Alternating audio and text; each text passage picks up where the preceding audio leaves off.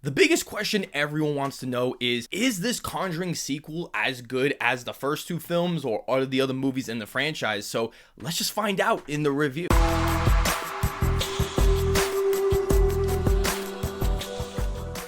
Welcome back, film fans. This is Let's Be Real Brad.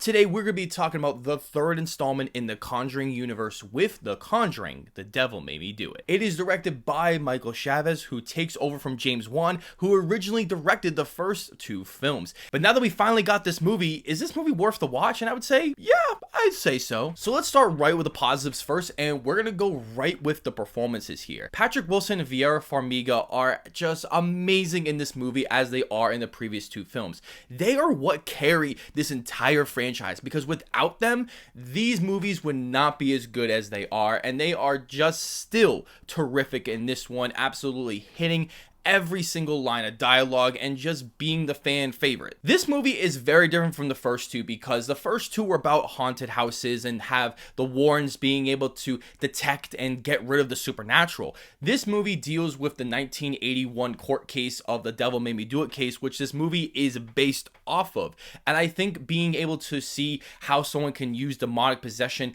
in a court case as their defense is a really interesting story to go through. I think the technical aspects of this movie are still sharp with the cinematography, editing, and even the music are all done well in this movie. Sure, the first two films are definitely much better, but I think what this movie was going for, especially making this movie edit and flow well, is still serviceable for this kind of horror franchise that we're getting. We bring back the same composer from all these Conjuring universe films into this one, and the music isn't as integrated well and as scary as the first two. My last positive of this movie is that it is extremely entertaining. There are so many great moments in this movie of just seeing the mystery unfold as the Warrens are trying to figure out who is doing this, who's doing that. Some of the horror moments in this movie were quite entertaining, as well as creepy images and some good tension in certain moments of the movie, especially in the third act, which was easily the best act of the whole movie, just like the previous two films, and it was on the edge of my seat excited. This movie has a ton of negatives, and we're going to start with the story. As much as I enjoy the basic structure of the story and seeing where this movie was going to go, this movie also has a ton of problems with how many subplots this movie has. There feels like there's 500 million subplots that are going on. Luckily, it never feels like this movie's trying to set up for a new one, which is a thing that a lot of horror movie franchises have. This movie structure is very weak, especially compared to the first two films, as you really do feel like the structure is there and you understand where all these scenes are coming from. You understand how do we develop to the next scene.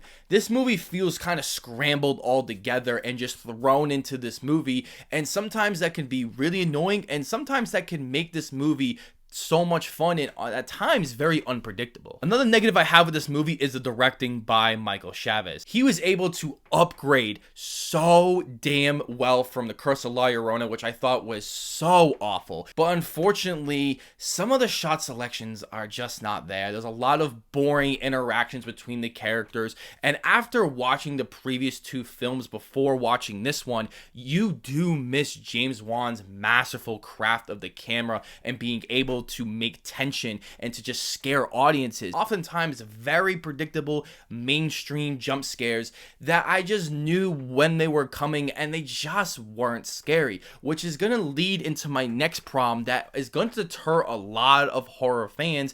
But this movie is just not scary. I really wanted to be scared by this movie, as I have seen the previous two films like so many times at this point, and I still get really scared.